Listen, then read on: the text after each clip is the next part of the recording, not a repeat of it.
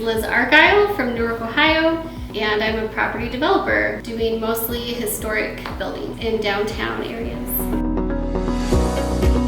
We had another business that needed a building, and we had searched around, had rented locally for a while, and just needed to expand and fell in love with a 3-story old building, and especially loved the 3rd floor with the arched windows, and it was vacant, but I saw the beauty in it of what it could become. It needed to be an apartment, and that's just what got us started. We started on the 1st floor, made it the office space that we needed, and then many years later got around to doing the apartments upstairs, and was very intimidated by it. I didn't fully understand it. I didn't think there was a way it would ever apply to me.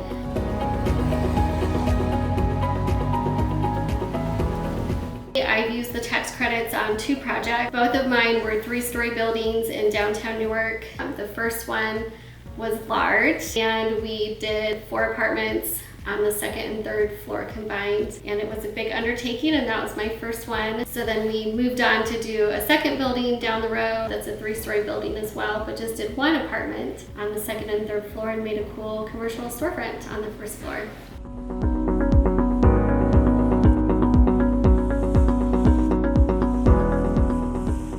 Working with Shippo and ODSA was pretty easy. They are very happy to walk you through every step of the process. If they find something that's a little bit wrong, you need to tweak a little bit, there's a lot of back and forth in that process initially, which is nice, and it helped kind of ease the fears initially as a newbie.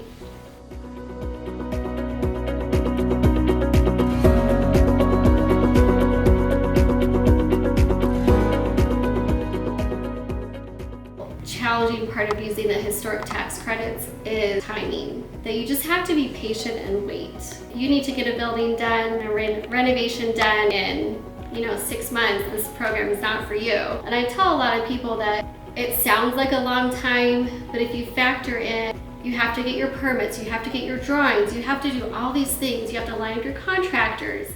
All of that takes time, and all of those things can happen while you're waiting to see if you got approved. So it seems like a lot, but it's really not that much more than what it would take in a normal world of construction.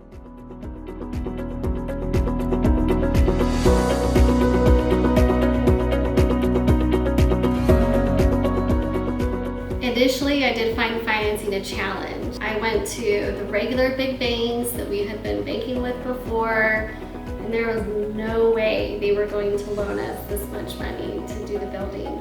It took some convincing, but we found better luck with smaller banks that had a better connection to what the local economy was like, and we already had a business relationship otherwise, and they were much easier to deal with. The most rewarding part of doing these rehabilitations is just seeing the finished product, seeing people's disbelief in their face of, you made this out of that, when they compare the before and after pictures. This is what's possible. Take these sad, broken places that have been vacant for 50 years, and it can have life, and it can have purpose, and it's great to have residents up there and lights on in the windows.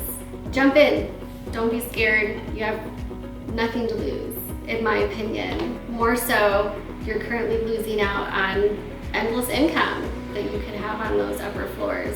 It's a huge difference.